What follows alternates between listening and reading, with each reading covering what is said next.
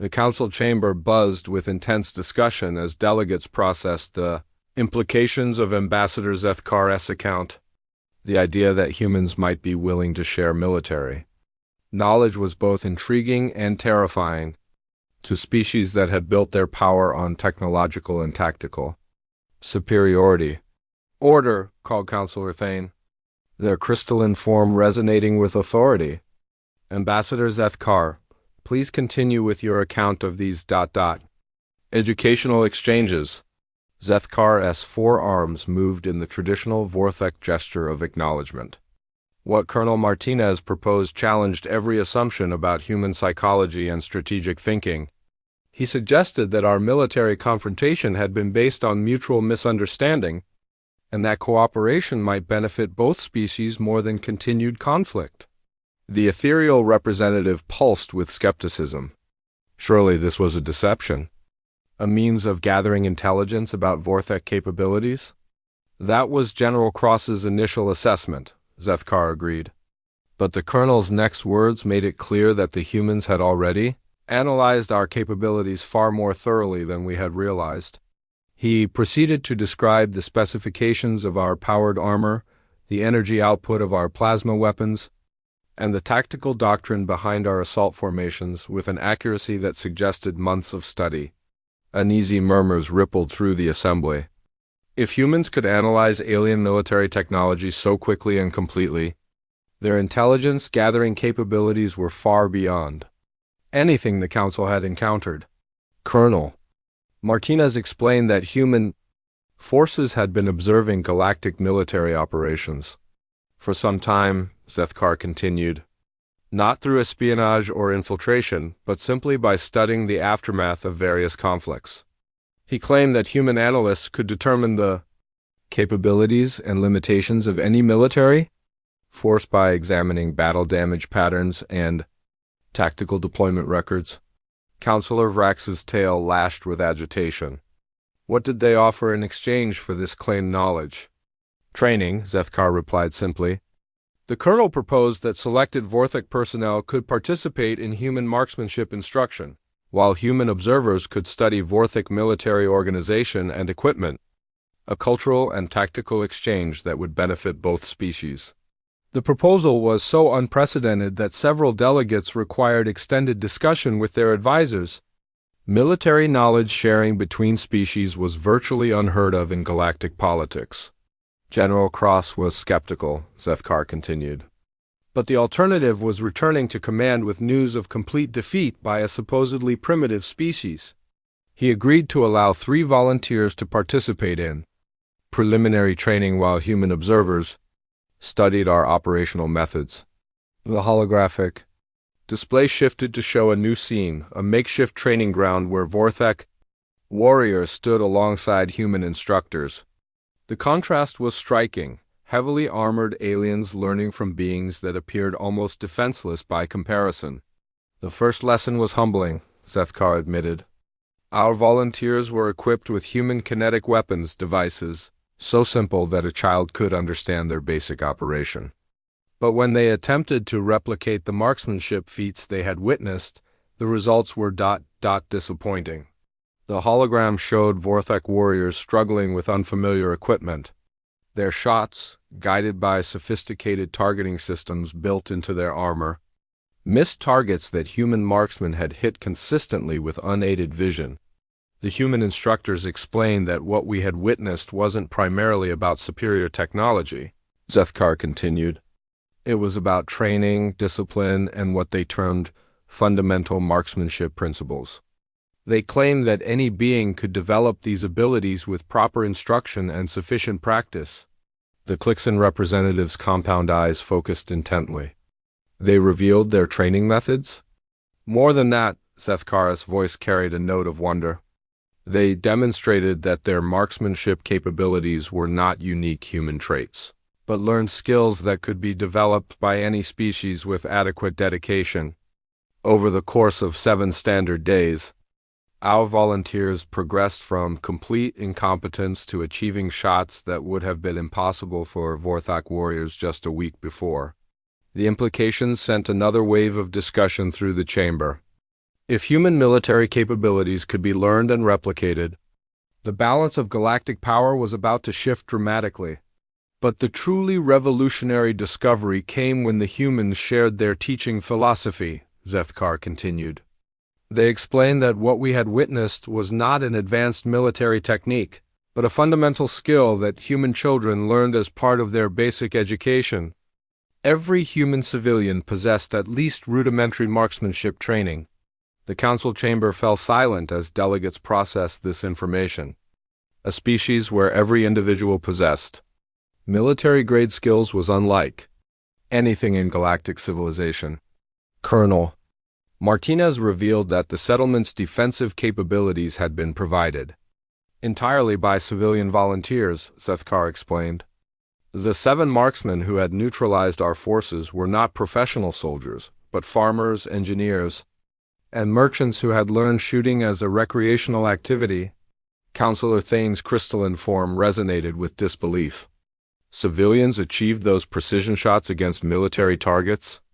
The colonel showed us their training records, Zethkar confirmed.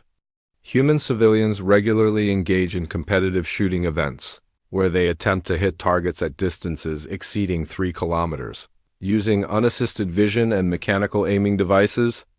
What they had demonstrated against our forces was considered modest by their standards. The revelation fundamentally altered every assumption about human military potential. If their civilians possessed such capabilities, what could their actual military forces accomplish? But perhaps most disturbing was their explanation of human military doctrine, Zethkar continued. They revealed that their approach to warfare was based on what they called asymmetric engagement principles. Rather than matching enemy capabilities directly, they focused on exploiting weaknesses and creating situations where their specific skills provided maximum advantage. The ethereal representative pulsed with growing concern. They study our weaknesses? Continuously, Zethkar confirmed. Colonel Martinez explained that human military planners maintain detailed analyses of every known species, combat capabilities, tactical preferences, and technological limitations. They had identified Vorthic over-reliance on technology and night vision systems years before our first contact. The strategic implications were staggering. Humans weren't just tactically superior. They were thinking several moves ahead of everyone else. The exchange program continued for 30 standard days, Zethkar explained. During this time, human instructors worked with our volunteers while their technical specialists studied our equipment and organizational methods. The results were transformative for both sides. The hologram showed the progress made by Vorthek trainees. Warriors who had struggled with basic accuracy were now making shots that challenged their instructors. Meanwhile, human observers had clearly gained detailed knowledge of galactic military technology. At the conclusion of the program, Colonel Martinez made a proposal that General Cross found impossible to refuse, Zethkar continued. He offered to establish a permanent training exchange between our species, with human instructors teaching marksmanship techniques to Vorthek personnel while learning about our advanced materials and energy weapon technology. The proposal represented a complete reversal of the original conflict's objectives, but the benefits to both species were obvious. General Cross agreed, Zethkar confirmed, but he also sent immediate reports to Vorthak Command, recommending that other species be informed about human capabilities before similar misunderstandings occurred with potentially worse outcomes. Councillor Vrex leaned forward intently. And what did your analysis conclude about human military potential? Zethkar paused for a long moment before responding. Our assessment is that we have encountered only the most basic levels of human combat capability. The civilians who defeated our forces represented what humans consider adequate rather than exceptional skill levels. Their actual military forces remain largely unknown quantities. The statement sent a chill through the assembly. If human civilians were this capable, their professional warriors might be beyond current galactic understanding. But perhaps most significantly, Zethkar continued, we learned that humans view warfare as a last resort rather than a primary means of problem-solving. Their tactical superiority is matched by a strategic preference for negotiation, cooperation, and mutual benefit arrangements. The psychological profile suggested that while humans were devastatingly effective warriors, they were also potentially valuable allies rather than inevitable enemies. Colonel Martinez explained that humanity's expansion into galactic space was motivated by curiosity and economic opportunity rather than territorial ambition. Zethkar elaborated. They seek partnerships with established species rather than dominance over them. The demonstration of military capability was intended to establish respect rather than fear. The distinction was crucial for galactic political calculations. A species that fought only when necessary but was ver. The council chamber remained silent as Ambassador Zethkar continued his account. The representatives seemed transfixed by the unfolding story, each delegate likely calculating how this information would affect their own species' relationship with humanity. General Cross was a veteran of 47 campaigns, Zethkar resumed, his voice carrying the weight of military tradition. He had conquered worlds under 3 different suns and had never faced an enemy that could match Vorthek night fighting capabilities. Our warriors are naturally adapted for low-light conditions, and our technology enhances this advantage considerably. The holographic display shifted to show the Vorthek night assault preparations. Soldiers moved with practiced efficiency, checking thermal imaging systems, night vision amplifiers, and sound-dampening equipment. Their powered armor hummed quietly with electronic systems designed for stealth operations.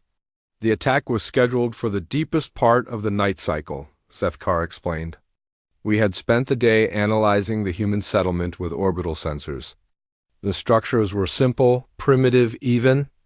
No energy shields, no defensive positions we could identify, no obvious weapon emplacements. To all appearances, it was exactly what it claimed to be, a small civilian colony. Counselor Vrax's tail twitched with impatience. Surely your reconnaissance revealed the positions of the human marksmen?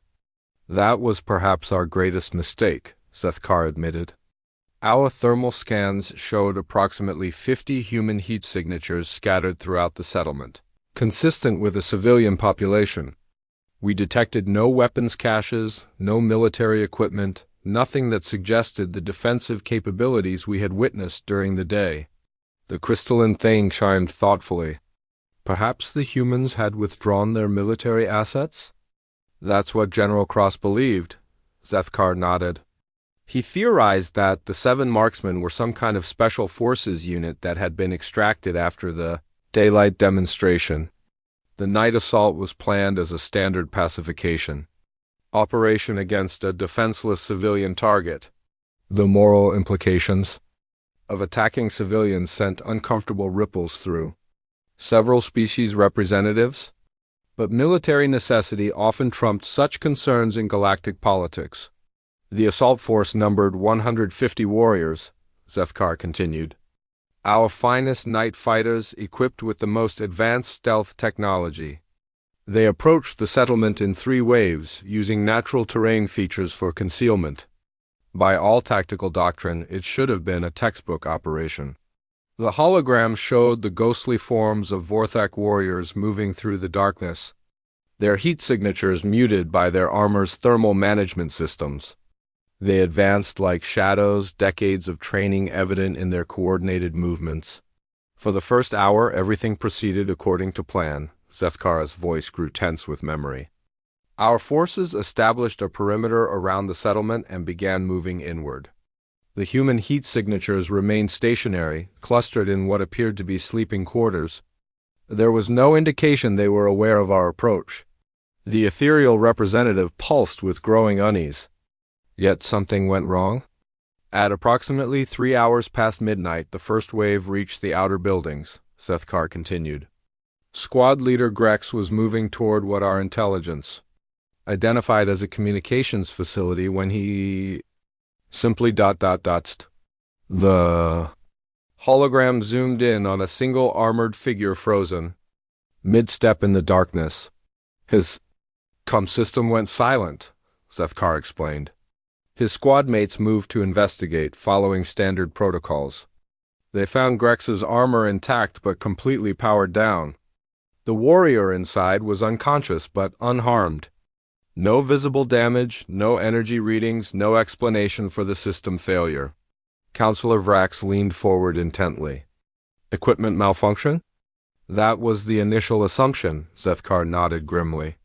But as the squads continued their advance, more warriors began experiencing identical failures. One by one, our most elite night fighters were simply neutralized.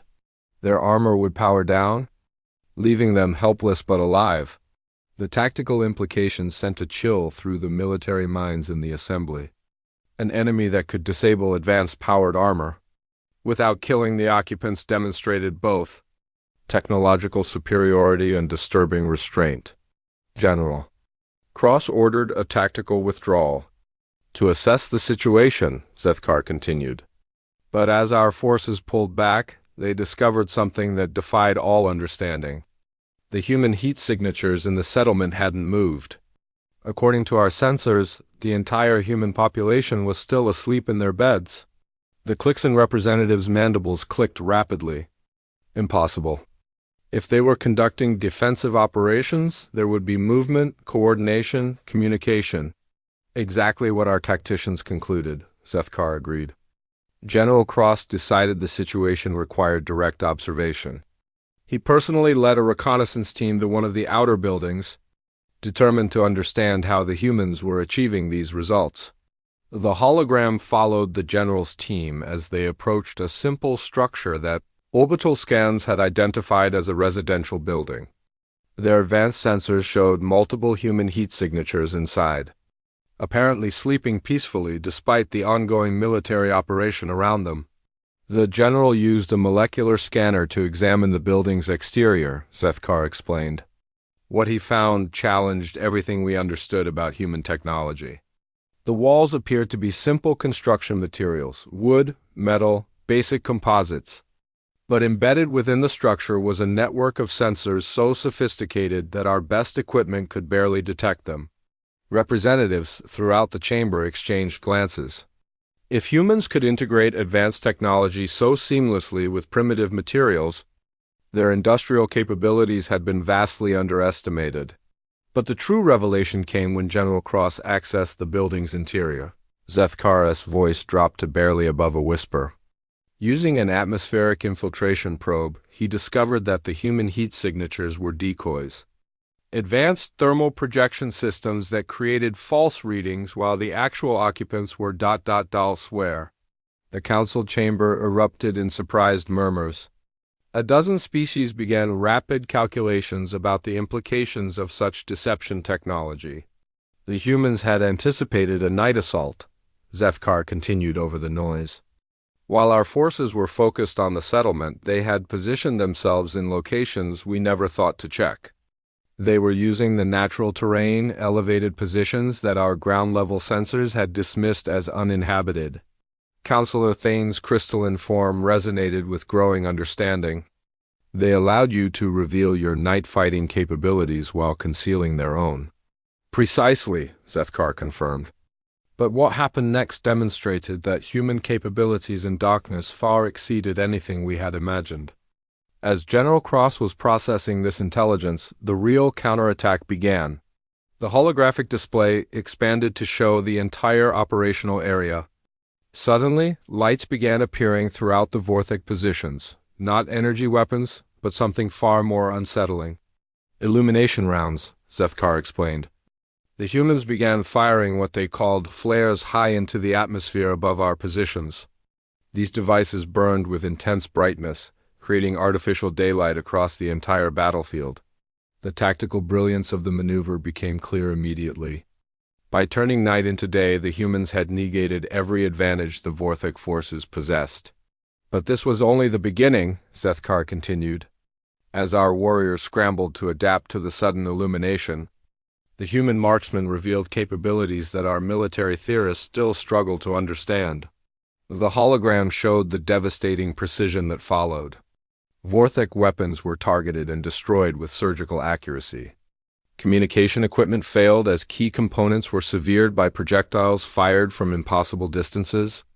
Vehicle systems shut down as critical connections were cut by shots that seemed to come from everywhere and nowhere. They weren't trying to kill our warriors, Vethkar explained. Each shot was precisely calculated to disable equipment, destroy weapons, or create mobility kills. Our soldiers were being systematically disarmed and immobilized without a single casualty. The restraint demonstrated by the human forces was perhaps more disturbing than outright aggression would have been. It suggested confidence so complete that they could afford to be merciful. General Cross attempted to coordinate a fighting withdrawal, Vethkar continued. But the humans had anticipated this as well. As our forces tried to disengage, they found their escape routes blocked by precisely placed obstacles. Fallen trees, damaged terrain, disabled vehicles, all created by the same impossible marksmanship that had neutralized their combat effectiveness. The ethereal representative pulsed with a mixture of fascination and concern. "How long did this engagement continue?" "Until dawn," Vethkar replied simply.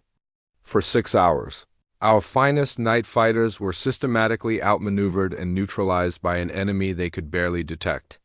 When the sun finally rose, General Cross found himself in command of 150 warriors with no functional equipment, no operational vehicles, and no means of continuing the engagement. The implications were staggering. A force equipped with the most advanced military technology in the galaxy had. The Great Hall of the Galactic Council buzzed with nervous energy as representatives from 17 different species gathered for what many considered the most important session in recent memory. At the center of the crystalline chamber, Ambassador Vethkar of the Vorthic Empire stood tall, his 6 arms gesturing dramatically as he addressed the assembly. "Honored delegates," his voice resonated through the translation devices. "We face an unprecedented threat to galactic stability. The humans have begun expanding beyond their initial territory grants, and their military capabilities far exceed our original assessments." A ripple of concern passed through the assembled beings. The insectoid Clixon representative clicked her mandibles anxiously, while the gaseous ethereals shifted their contained forms in what could only be described as agitation.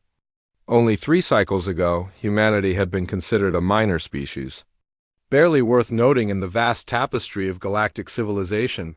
"Explain the nature of this threat," demanded Counselor Vrax.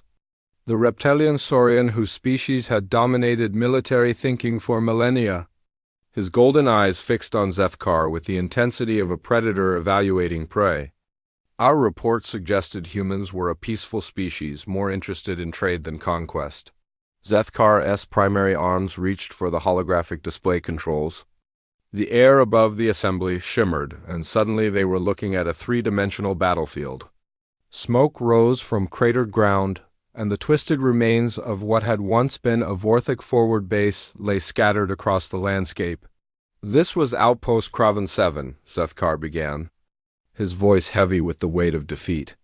"Our intelligence suggested a small human settlement had been established illegally in this sector. We sent a standard enforcement squadron to relocate them. 300 of our finest warriors, equipped with the latest plasma weaponry and supported by atmospheric fighters." The hologram shifted, showing the approach of the Vorthic forces.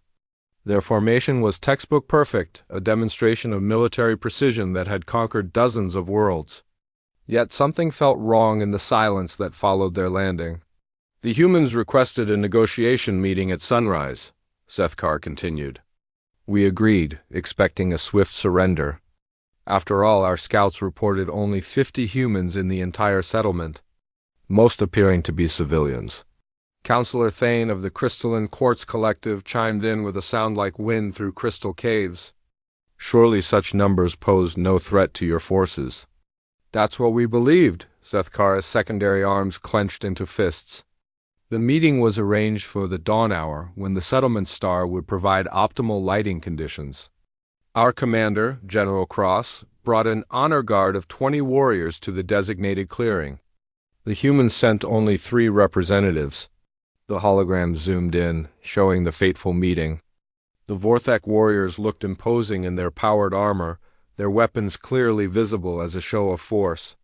Across from them, 3 humans stood casually, wearing simple clothing with no visible armor or weapons. The lead human introduced himself as Colonel Martinez. Zethkara's voice grew quieter. He was older, with gray streaks in his hair, and he spoke our language surprisingly well. He said they had no intention of leaving, but they also had no desire for violence.